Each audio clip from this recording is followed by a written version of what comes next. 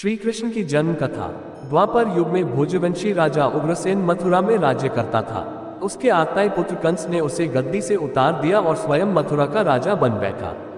कंस की एक बहन देवकी थी, जिसका विवाह वसुदेव नामक यदुवंशी सरदार से हुआ था। एक समय कंस अपनी बहन देवकी को उसकी ससुराल पहुंचाने जा रहा था। रास्ते में आकाशवाणी हुई, हे कंस, जिस देवकी को तू बड़े प्रेम से ले जा रहा है, उसी में तेरा काल बसता है। इसी के गर्भ से उत्पन्न 8वां बालक तेरा वध करेगा। ये सुनकर कंस वसुदेव को मारने के लिए उद्यत हुआ। तब देवकी ने उससे विनयपूर्वक कहा, मेरे गर्भ से जो संतान होगी उसे मैं तुम्हारे सामने ला दूंगी। बहनोई को मारने से क्या लाभ है। कंस ने देवकी की बात मान ली और मथुरा वापस चला आया। उसने वसुदेव और देवकी को कारागृह में डाल दिया। वसुदेव देवकी के एक एक करके 7 बच्चे हुए और 7 को जन्म लेते ही कंस ने मार डाला। अब 8वां बच्चा होने वाला था। कारागार में उन पर कड़े पहरे बैठा दिए गए। उसी समय नंद की पत्नी यशोदा को भी बच्चा होने वाला था। उन्होंने वसुदेव देवकी के दुखी जीवन को देख 8वें बच्चे की रक्षा का उपाय रचा। जिस समय वसुदेव देवकी को पुत्र पैदा हुआ, उसी समय संयोग से यशोदा के गर्भ से एक कन्या का जन्म हुआ, जो और कुछ नहीं सिर्फ माया थी। जिस कोठरी में देवकी वसुदेव कैद थे, उसमें अचानक प्रकाश हुआ और उनके सामने शंख, चक्र, गदा, पद्म धारण किए चतुर्भुज भगवान प्रकट हुए। दोनों भगवान के चरणों में गिर पड़े। तब भगवान ने उनसे कहा, अब मैं पुनः नवजात शिशु का रूप धारण कर लेता हूँ। तुम मुझे इसी समय अपने मित्र नंद जी के घर वृंदावन में भेज आओ और उनके यहाँ जो कन्या जन्मी है उसे लाकर कंस के हवाले कर दो। इस समय वातावरण अनुकूल नहीं है, फिर भी तुम चिंता न करो। जागते हुए पहरेदार सो जाएंगे, कारागृह के फाटक अपने आप खुल जाएंगे और उफनती अथाह यमुना तुमको पार जाने का मार्ग दे देगी। उसी समय वसुदेव नवजात शिशु रूप श्री कृष्ण को सूप में रखकर कारागृह से निकल पड़े और अथाह यमुना को पार कर नंद जी के घर पहुंचे। वहां उन्होंने नवजात शिशु को यशोदा के साथ सुला दिया और कन्या को लेकर मथुरा आ गए। कारागृह के फाटक पूर्ववत बंद हो गए। अब कंस को सूचना मिली कि वसुदेव देवकी को बच्चा पैदा हुआ है। उसने बंदीगृह में जाकर देवकी के हाथ से नवजात कन्या को छीनकर पृथ्वी पर पटक देना चाहा, परंतु वह कन्या आकाश में उड़ गई और वहां से कहा, अरे मूर्ख, मुझे मारने से क्या होगा। तुझे मारने वाला तो वृंदावन में जा पहुंचा है। वह जल्द ही तुझे तेरे पापों का दंड देगा। ये है कृष्ण जन्म की कथा, कृष्णा के बांसुरी की कहानी। द्वापर युग का समय चल रहा था। भगवान श्री कृष्ण के रूप में महाविष्णु अपने 8वां अवतार में जन्म ले चुके थे। सभी देवता, भगवान, सुर, ऋषि मुनि भेष बदलकर एक एक करके बालकृष्ण से मिलने आ रहे थे।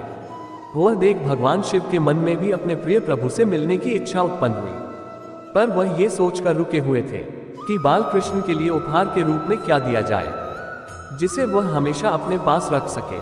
तब शिवजी को याद आया कि उनके पास महान ऋषि दधीची की वज्र की अस्थि हड्डी रखी हुई है।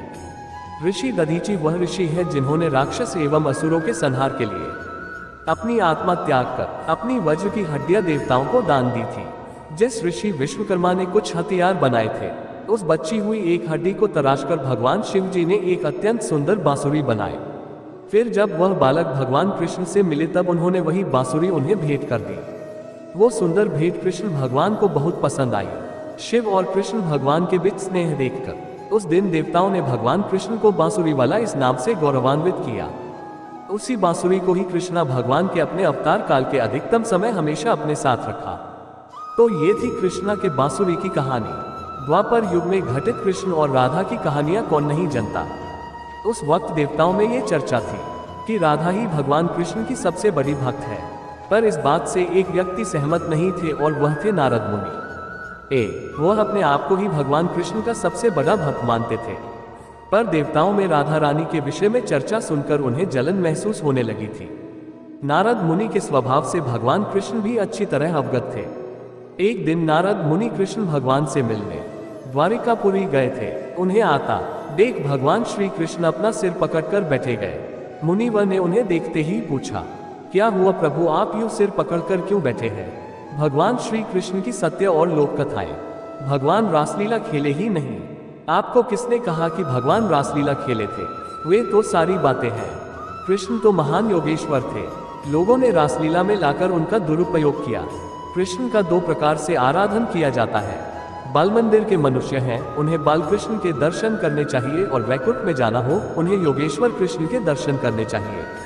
इन दो तरीकों में से आपको क्या चाहिए?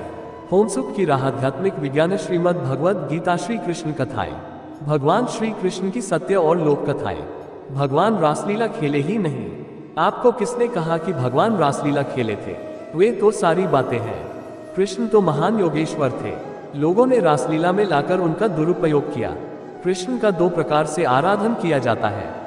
बाल मंदिर के मनुष्य हैं, उन्हें बाल कृष्ण के दर्शन करने चाहिए, और वैकुंठ में जाना हो, उन्हें योगेश्वर कृष्ण के दर्शन करने चाहिए। इन दो तरीकों में से आपको क्या चाहिए?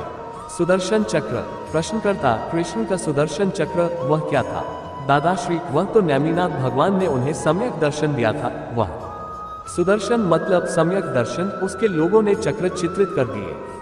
वे लोग ऐसा समझे कि चक्र लोगों को काट डालता है।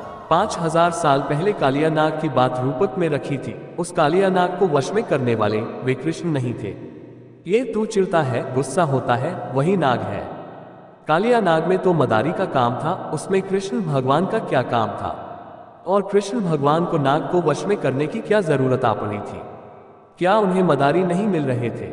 लेकिन बात को कोई समझता ही नहीं, और वह रूपक अभी तक चल रहा है। जहां कालियागमन हुआ वहां पर कृष्ण है। इस कालियागमन में नाग मतलब क्रोध, तो जब क्रोध को वश कर ले तब कृष्ण बना जा सकता है। जो कर्मों को कृष्ण करे वही कृष्ण। कृष्ण भगवान ने न्याना अपना सारा पुण्य लगाकर किसी एक चीज की कामना करना किया था। न्याना मतलब क्या? अपनी चीज के बदले में किसी और चीज की इच्छा करना, चीज के सामने चीज की इच्छा करना। खुद के पुण्यों की सारी ही जमा पूंजी किसी एक चीज प्राप्त करने में खर्च कर देना, उसे न्याना कहते हैं।